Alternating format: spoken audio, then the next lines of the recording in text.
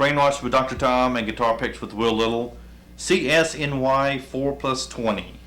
Yeah, 4 and 20, Crosby, Stills, Nash and Young. Big fan of Crosby, Stills, Nash and Young. This is a real short, real simple, finger-picked style Stephen Stills song. I mean, I guess it should really be attributed to Stephen Stills because he's the only one playing on it. Mm-hmm. But it's still under the CSNY catalog. Yeah. Out of the group, you know, they're all phenomenal musicians. They all have their own character and signature sound to them. You know, you can instantly hear Graham Nash and know it's Graham Nash or Crosby or any of them, especially Neil Young too. But Stephen Stills, for me, he writes the songs that really speak to me. The lyrical content of it and just the way that he sings and the way that he plays, I think, is totally unique and often underappreciated. It's a real stark reality song that he's talking about just being disappointed with where his life is going, with loneliness and, you know, not wanting to end up in a dead-end job trying to make ends meet, which I think is what the lyrics are talking about how his father or the character in the song's father, you know, worked all day and didn't really have anything to show for it. And it's not a happy song.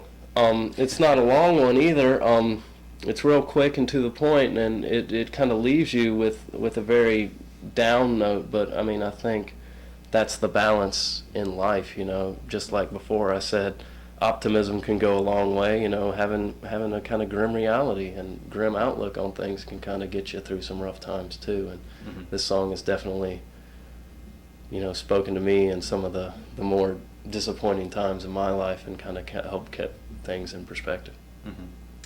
Who is not on the list? Who's not on the list? Yeah. Man, it's a pretty big list.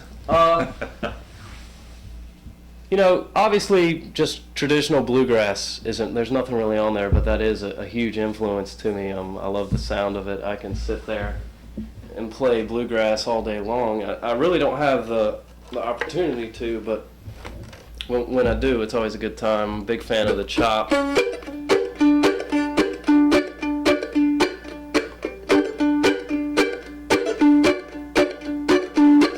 And things like that. Obviously Bill Monroe would be at the top of that list as far as traditional bluegrass and things like that. Who else isn't on the list that I've been listening to a lot lately? Obviously, kind of hard as a guitarist or, you know, someone playing stringed instruments to really cite a lot of electronic or dance type feels, but I have been getting a little bit into the drum and bass and the jungle feels. I really like the high tempos and the drum patterns that they use, and, you know, hope to incorporate bits and pieces of that into our sound, and, you know, or even on my own. I do spend a little bit of time on the computer just writing songs in that vein, just with software, which I think most of it is done that way anyway. Classic Motown is a big influence. I guess I didn't get to any of that, but, you know, like Tower of Power, having the nice horn section and the vocals usually has a lot of call and response in the vocals. You know, you'll hear duets with a female vocalist and a male vocalist, and just the feel that those songs have, the rhythmic feel of it is a big influence.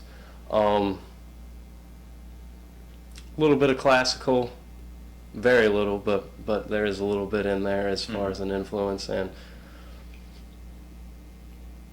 you know, just local musicians around the town that I get to play with on small scales and bigger scales. You know, just people that you'll play at an open jam with can influence you in a huge way. You know, show you a new way of looking at the instrument, new way of tackling styles. Abe Reed, for example, and the Spike Drivers have a real good jump boogie blues feel that's very very fun to listen to and very fun to play, and having the opportunity to play with him some off and on whenever he comes through town, I've definitely learned a lot playing with them as far as, you know, rhythmic styling and phrasing and things like that.